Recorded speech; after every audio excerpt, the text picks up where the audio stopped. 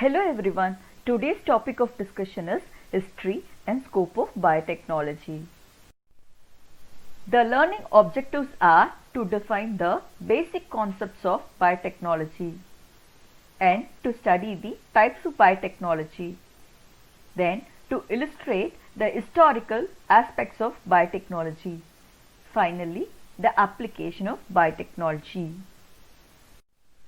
Now let's see the scopes of biotechnology. As the name suggests, biotechnology is a combination of science of biology and technology.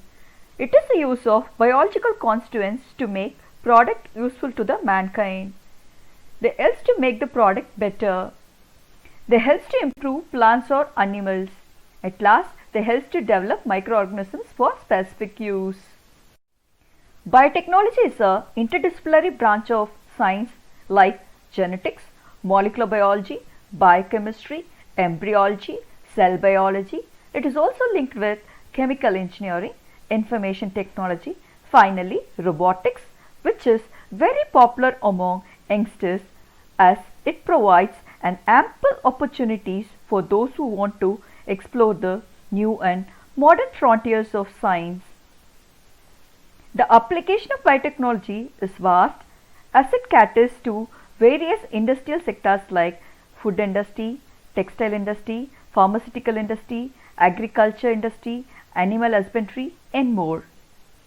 Biotechnology includes diverse subjects apart from biology, making it as an interdisciplinary.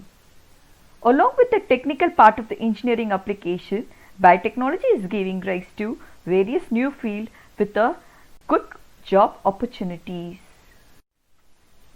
Modern biotechnology is a term adopted by the international conventions to refer biotechnological techniques for the manipulation of genetical materials and the fusion of cells beyond normal traditional breeding. The most obvious example is plant breeding, animal breeding, food production, fermentation products and processes, formation of pharmaceuticals and fertilizers. The above mentioned fields create genetically modified organisms through transgenic technology involving the insertion or deletion of genes. Biotechnology has more than different branches which are referred by different colors to clarify the biotechnological field that it is used in. The majority of extensively used has been discussed here. They are red color, which focuses on the production and the processing of pharmaceuticals. The next is green color, which focuses on the production and processing of agriculture. The blue concentrates of marine and fresh water. Finally, the white focuses on the production and the processing of industrial areas. Now, let's see the role of red biotechnology. This word red biotechnology is not only limited to pharmaceutical industry but also to the medical sectors. This area includes medical procedures such as utilizing organisms for the production of novel drugs or employing stem cells to replace or regenerate injured tissues and possibly regenerate the whole organ. It could simply be called as medical biotechnology. Coming to one of the most important branch of biotechnology is a green or agrobiotechnology, which is the application of biotechnological tools and the techniques to genetically improve organisms, crops for the betterment of ever burgeoning population. Green biotechnology holds promise in producing crops with high yield and nutritional content, insect resistance, longer shelf life and various other traits like production of vaccines, that is edible vaccines. Then monoclonal antibodies. They also help in phytoremediation and so on. Blue biotechnology in more specific term is the application of molecular biological methods to marine and freshwater organisms. Blue biotechnology is thus associated with the applications such as preservation of variety of marine species, restoring the aquatic wildlife to its original state of habitat, and use of marine species to develop new medicines. White biotechnology involves industrial processes such as production of new chemicals or the development of new fuels for vehicles. White biotechnology has a tremendous potential to transform energy production and leads to more sustainable industrial processes. It can play a significant role in reducing greenhouse gases. White biotechnology, also meaning industrial biotechnology, uses microorganisms and their enzymes to manufacture the goods for industry. Biotechnology has two separate disciplines. One is gene biotechnology and the other one is non-gene biotechnology. Gene technology covers a broad areas from stem cell research and the development of medical genetical testing, which makes use of a genetically modified plants, microorganisms and animals. Gene technology can provide new solutions in a number of areas such as health services, food production and legal systems. In non-gene technology, the discipline includes tissue culture, organ culture, cell culture, protoplasmic culture, somatic hybridization, micropropagation, etc. They also help in developing and improving variety of crops and also help in production of drug using better microbial strain or their mutants. Now let's learn the key components of modern biotechnology. First, we will study the function of genomics. Genomics is a study of all the genetical material in an animal, plant or a microbe. One of the most famous genomic endeavor is known as Human Genome Project. The goal of this project is to uncover the human genetical code in hope of finding the origin of certain conditions and behavior. The application of genomics allow scientists to do everything from engineering. For example, researchers are more concerning on agriculture to improve crop yield and quality. They also work on developing the stress-tolerant crop varieties. Genomics field is providing solution to increase threat to biosecurity and toxin in the environment. It also helps in tailoring the genetical sequence of rice to boost vitamin content. This process is called as biofortification. Genomics is playing its major role in pharmacogenomics. It is allowing the scientists to study the plant genetical composition and then use the information to design drugs which will have a potential benefit. After knowing the complete sequences of plant genome by genomic technology, now let's have a look at the second key component, bioinformatics. Bioinformatics can pave the way for all the future studies of that organism. It is a new science that combines the power of computer, mathematical algorithm and statistics with concepts in the life science to solve biological problems. Bioinformatics scientists have been able to analyze various genomes of maize and citrus species. The International Rice Research Institute, Philippines, worked on the complete genome of rice. Brazilian scientists have already completed the genomic sequences of Xylella fastidiosa, a plant pathogen that infects the citrus plant. Teams from countries such as Brazil, Russia, India, China, Peru and New Zealand are working together to sequence all 840 million base pairs of DNA on potato 12 chromosome.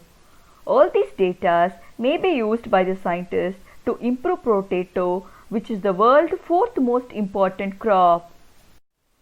The most important key component of modern biotechnology is transformation. You may have heard plant scientists saying they use plant transformation to express gene within a targeted plant. But what exactly does this mean? Plant transformation is a way to insert a gene of interest from one organism to another plant genome. For example, gene called stilbene synthase from grape is inserted into tomato to enable the production of a medical component called resveratrol. In plant, we use transformation to study the effect of certain gene and to improve the plant traits such as yield, disease resistance, stress tolerance and nutrition production. Let us see yet another key component of modern biotechnology, that is molecular breeding. Molecular breeding is an important branch of plant breeding which is gaining increasing significance these days. Molecular breeding is of very recent origin. It is developed in 1980s. This technology helps in identification and evaluation of useful traits in breeding program by use of marker-assisted selection. This technique will provide knowledge of biotechnological application in agriculture and forestry. In agriculture or crop improvement, molecular breeding has two distinct branches. One is molecular marker technology and the other one is transformation technology. The concept of using plants to produce high-value pharmaceuticals such as vaccine is only 20 years old. To ensure the widest availability of the vaccine in poor countries, approaches are needed with low production costs and less needed of medicinal personnel to administer the vaccines. A promising avenue is the development of plant-derived vaccines, which can be administered orally or to other mucosal surfaces. Plants are able to produce different classes of proteins of pharmaceutical significance at high yield, leading to potential inexpensive products. Oral administration is important as it diminishes the need of needles and syringes, which requires high-trained immunization staffs. So far, we have seen the scope and the fields of biotechnology. Now we will see the history of biotechnology. First we will see the plant breeding. Everyone may wonder how plant breeding has started before the Common Era. 12,000 years ago, humans selected plants of more productive and useful to themselves and also to the animals. The evolution of civilization paralleled the success of the plant breeding. This paved a way for the plant breeding techniques. Plant breeding is considered as one of the longest ongoing research undertaken by the scientists. Indeed, improvements were made and now many scientists view plant breeding as a next step in the refinement of new genes of the plants. In 8000 BC, bread-making wheat were grown in Egypt. Same way, rice were cultivated in China. China foodways began to take shape at the end of the last ice age. The glacial period was extremely cold and dry. By 4000 to 10,000 BC, China was becoming warmer and wetter.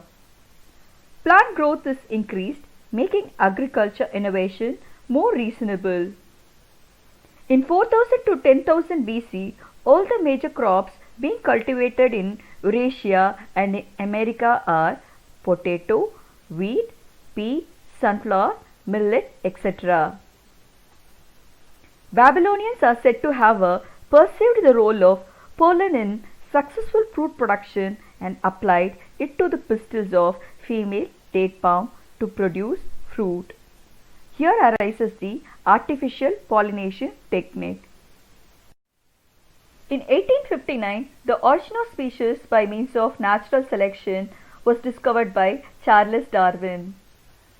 Darwin's theory argued that the organisms gradually evolved through a process called natural selection.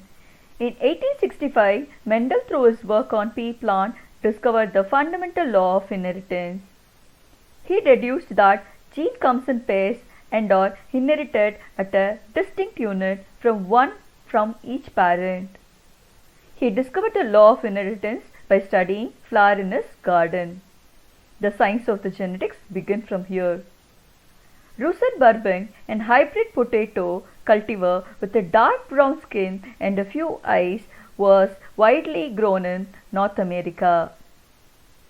The development of hybrid corn led to a major change in modern farming in 1933. Hybrid farming maize varieties were launched in USA. Double cross hybrid made the maize more tolerable to high level of fertility. Green revolution leads to a greater increased crop yielding based on incorporation of dwarf gene discovered by Norman Borlaug.